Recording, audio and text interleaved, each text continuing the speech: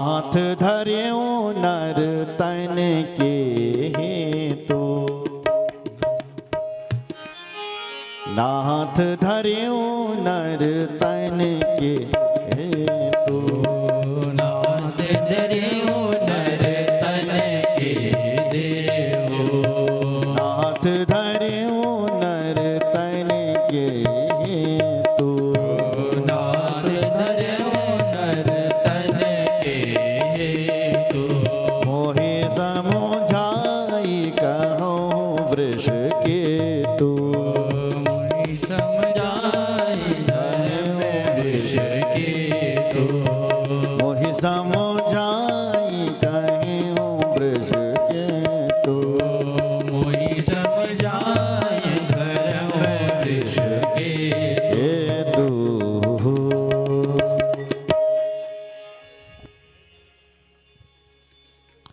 पार्वती माँ पूछती है, हे महादेव,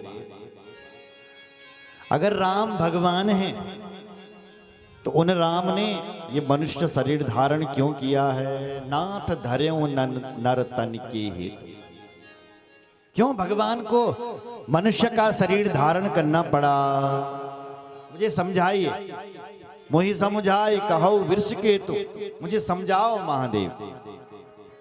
महादेव बोले, देवी पार्वती, राम जी ने मनुष्य शरीर धारण क्यों किया? भगवान ने मनुष्य शरीर धारण क्यों किया? ये कोई नहीं कह सकता है कि इसीलिए किया, क्योंकि हरि अवतार के हेतु अनेक। भगवान के अवतार के हेतु बहुत है। इदमित्थम कह जाह न कोई, इदमित्थम कोई नहीं कह सकता है कि भगवान का राम जी का जन्म इसीलिए हुआ है। फिर भी भोले बाबा 5 कारण बता रहे हैं। कितने कारण? सुनो जरा, 5 कारण कि राम जी का जन्म क्यों हुआ। बोले 5 कारणों से हुआ। पहला कारण क्या है?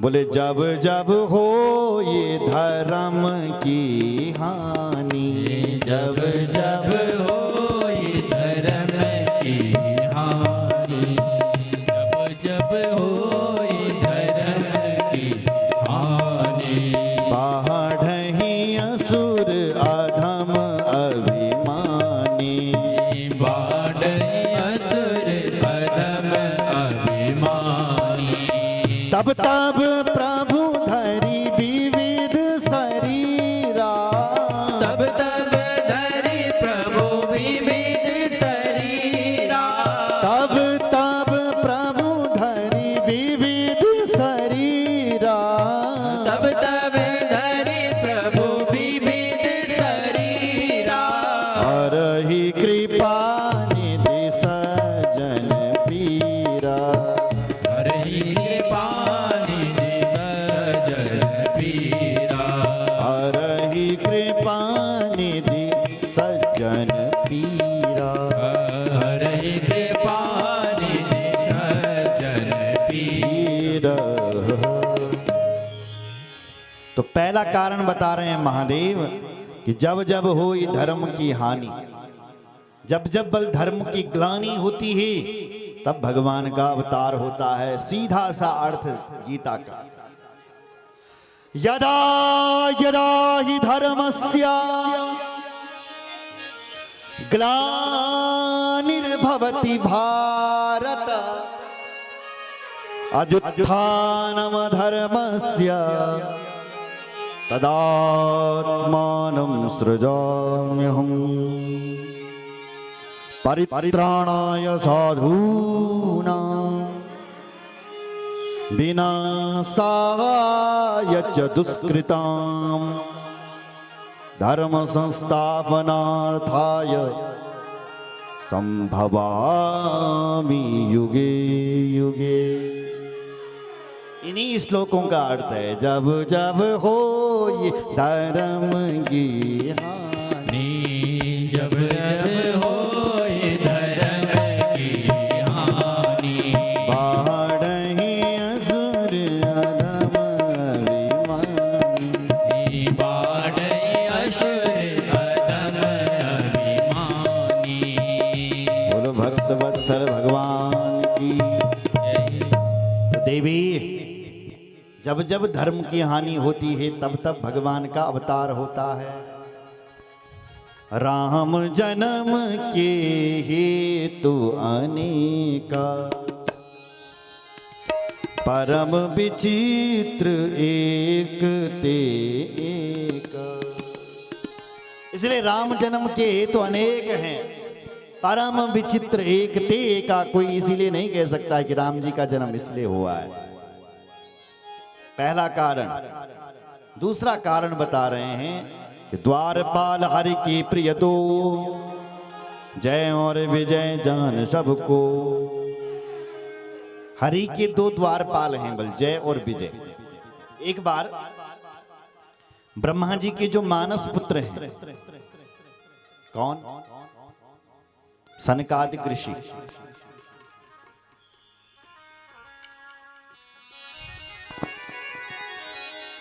बोलो भक्त वत्सल भगवान की जय। द्वारपाल हरि के प्रिय तो, जय और विजय जान सबको। भगवान के दो पार्षद हैं, जय और विजय। एक बार सनकादिक ऋषि भगवान के दर्शनों के लिए गए। बल सनकादिक ऋषि कहते हैं सनत कुमारों को।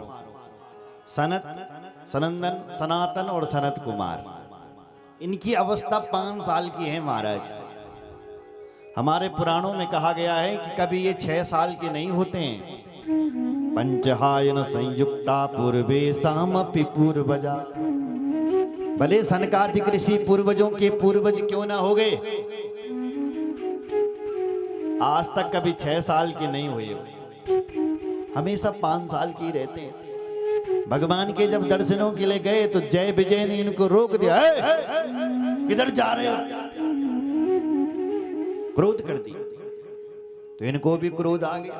तपस्वी महात्मा, इन्होंने ऐसा शाप दिया जय और विजय को कि कहा कि जाओ, हमारा श्राप है, तुम 3 जन्म के लिए राक्षस बन जाओ।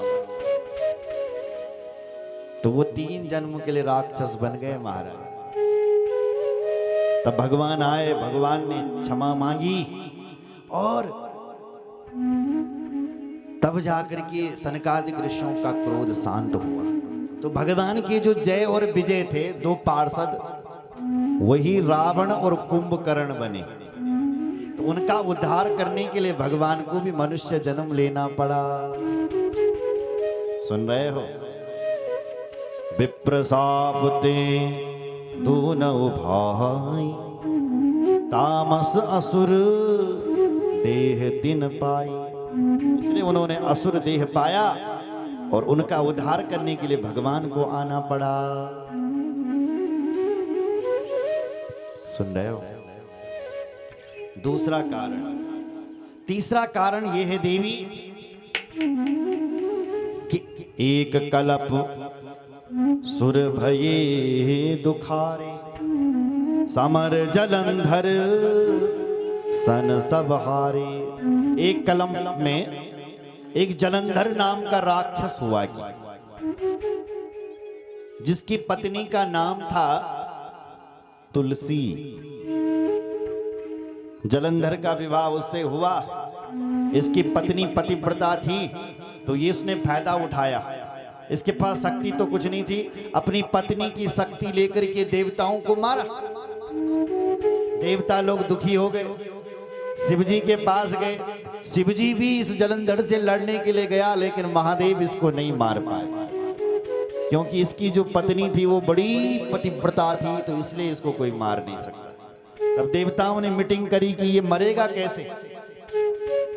सुनो, तब नारायण भगवान से कहा कि इसकी पत्नी जो है ना तुलसी, उसका पातिव्रत धर्म नष्ट करो। तब भगवान नारायण ने, जलंधर तो गया युद्ध करने के लिए देवताओं के साथ, सुनो ध्यान से, भगवान ने जलंधर का ही रूप बना दिया और उसकी पत्नी के पास चले गए और उसका पातिव्रत धर्म नष्ट कर दिया और वहां जलंधर की मौत हो गई। जब उसको पता चला कि ये मेरा पति नहीं है, ये तो नकली पति है जो मेरा पति का रूप धारण करके आ रखे, और ये भगवान विष्णु हैं। तुरंत उसने भगवान को ही शाप दे दिया। छल कर टार मुता सुव्रत प्रभु सुर का रज कीन, जब ते ही जाने मरम तब साप कोप कर दीन। कोप करके साप दिया, हे भगवान नारायण, मैं तुम्हारी कितनी पूजा करती थी, कितनी आराधना करती थी, आपने मेरे भगवान होकर के मेरे पति को मरवा दिया। तुम्हारे अंदर दया नहीं है क्या? तुम भगवान होकर के पाषाण हृदय के हो क्या? पत्थर का है क्या तुम्हारा हृदय कि तुमने मेरे पति को मरवा दिया है? हे मेरे भगवान, मैं तुम्हें श्राप देती हूं कि तुम जाओ पाषाण बन जाओ, पत्थर बन जाओ। तो भगवान नारायण ने उस देवी को उसके स्वरूप का ज्ञान करवाया। देवी, तू तो साक्षात लक्ष्मी के अंश से प्रकट हुई है। गंगा जी ने तुझे श्राप दिया था। देवी पुराण में ये कथा विस्तार सहित है कि गंगा जी ने तुझे श्राप दिया लक्ष्मी, इसलिए श्राप के कारण तू इस राक्षस की पत्नी बनी है। अब तूने मुझे श्राप दे दिया, अब एक काम करो, तूने मुझे पत्थर बनने का श्राप दे दिया तो मैं तो पत्थर बनूंगा ही। और जाओ देवी, तुम पहले पद्मावती नदी बनो। कौन सी नदी? पद्मावती नदी, गंडकी नदी जो नेपाल से आ रही है, गंडकी नदी बनो, पद्मावती नदी उसे कहते हैं। और मैं उस नदी का पत्थर बनूंगा, मैं उस नदी का पत्थर यानी शालिग्राम के रूप में प्रकट हो जाऊंगा। बोलो शालिग्राम भगवान की जय। वो तुलसी बनी महाराज पद्मावती नदी, और उस नदी के पत्थर बने भगवान नारायण।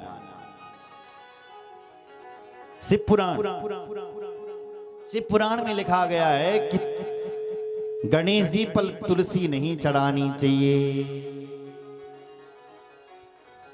तत्रापि तुलसी धन्य विष्णुश्चैव विशेषता, त्यक्त्वा गणेशं सर्वेषां प्रतिता प्रतिभूमिपा। वैसे तो तुलसी सभी को प्रिय है, पर विष्णु भगवान को बल विशेष प्रिय है तुलसी। भगवान विष्णु तो तुलसी के बिना भोजन भी नहीं करते हैं, तो तुलसी उनको अत्यंत प्रिय है। पर त्यक्त्वा गणेशम सर्वेषां, गणेश जी को बोल तुलसी नहीं चढ़ानी चाहिए, क्योंकि गणेश जी तुलसी से नफरत करते हैं। गणेश जी जब यहाँ बैठे थे बद्रीनाथ में, तो तुलसी आ गई, बद्री का आश्रम में तपस्या करी, तुलसी आ गई, गणेश जी मुझसे विवाह करो। गणेश जी ने मना कर दिया, हम बाबा लोग हैं, कहाँ विवाह करेंगे, जाओ। फिर आई तुलसी, गणेश जी विवाह कर लो ना, गणेश जी ने मना। तीसरी बार फिर आई, गणेश जी ने मना। हम पुराणों को लिख रहे हैं, हमें टाइम नहीं है, विवाह विवाह का चक्कर नहीं पालते हम। तुलसी को क्रोध आ गया, चौथी बार फिर आई, गणेश जी नहीं माने तो श्राप दिया। गणेश जी इतना विनती कर रही हूँ, विवाह नहीं कर रहे हो, मैं श्राप देती हूँ, जा तुम्हारे 2 विवाह हो जाए। तो गणेश जी के 2 विवाह हो गए महाराज, रिद्धि और बुद्धि के साथ, सिद्धि बुद्धि के साथ। गणेश जी को भी क्रोध आया, गणेश जी ने कहा तुझे विवाह करने की बहुत पड़ी है ना देवी, मैं भी तुझे श्राप जानू कि जा तेरा विवाह किसी राक्षस के साथ हो जाए, जा। उस तुलसी का विवाह जलंधर जैसे राक्षस के साथ हुआ, शंकुचूर्ण जैसे राक्षस के साथ हुआ, जो अगले जन्म में भगवान ने इनका उद्धार किया। सुन रहे हो? बोलो जय सिया राम, जोर से बोलो। हाँ, तो हम राम कथा से आगे बढ़ेंगे, ठीक है। तो यहां लिखा है तहां जलंधर रावण भयऊ, वो जलंधर ही पर रावण बना। रन हति राम परम पद दयहू, भगवान राम ने उस रावण को मार करके उसको परम पद दिया। ये भी 3 कारण हो गए, देख ले आपने 3 कारण, राम जी के जन्म के 3 कारण। अब चौथा कारण सुनो, चौथा कारण कह रहे हैं महादेव, हे देवी पार्वती, एक बार नारद जी ने ही भगवान को शाप दे दिया। नारद साप दीन एक बहारा, कलप एक ते ही लगी अवतारा। एक बार नारद जी ने भगवान को शाप दिया कि तुम मनुष्य बनो, इसलिए भगवान को बल मनुष्य योनि में आना पड़ा। तो पार्वती के गुरुजी हैं नारद जी, नहीं है? बोलो, पार्वती जी के गुरुजी कौन है? नारद जी। तो तुरंत पार्वती जी ने प्रश्न किया, भोलेनाथ मेरे गुरुजी ने भगवान को शाप क्यों दिया हो? आश्चर्यचकित होकर के बोली, गिरिजा चकित भई सुनी बानी, गिरिजा चकित सुनी सुन बानी, गिरिजा चकित भई सुनी बानी, गिरिजा चकित भई सुन बानी। नारद विष्णु भगत मुनि ज्ञानी, नारद विष्णु भगत मुनि ज्ञानी, नारद विष्णु भगत मुनि ज्ञानी, नारद विष्णु भगत मुनि ज्ञानी। ज्ञानी। गुरुजी भोलेनाथ से बोले, भोलेनाथ मेरे गुरुजी तो ज्ञानी हैं। अब सबका गुरुजी रहते वही ज्ञानी, लेकिन शिष्य देखो अपने गुरुजी की कितनी प्रशंसा करता है। भोलेनाथ मेरे गुरुदेव तो बहुत ज्ञानी हैं, ऐसे मेरे गुरुजी ने भगवान को शाप क्यों दे दिया? कारण कवन साप मुनि दीन का अपराध